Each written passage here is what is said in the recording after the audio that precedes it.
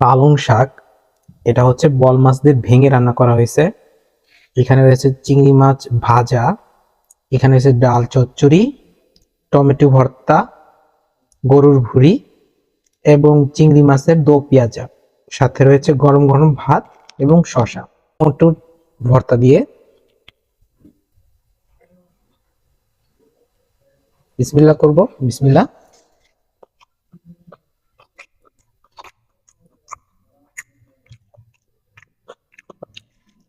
এখন খাবো ডাল চচ্চড়ি।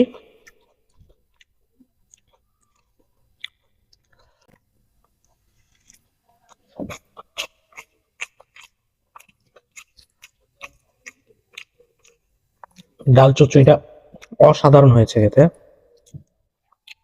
পালং শাক দিয়ে বল মাছ রান্না করা হয়েছে। এই যে বল মাছের কাটা দেখা যাচ্ছে, আর মাছটা ভেঙে তারপরে মানে সিদ্ধ করে ভেঙে পরে রান্না করা হয়েছে শাকটাকে।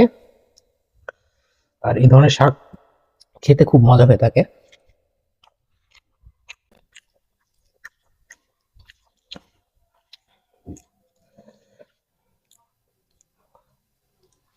চিংড়ি মাছ ভাজার তেল অসাধারণ।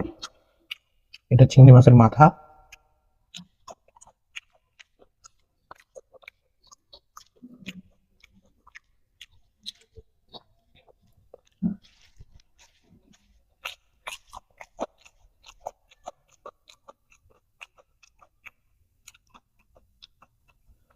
পুরাই লবণীয়। চিংড়ি মাছ দো পেঁয়াজা।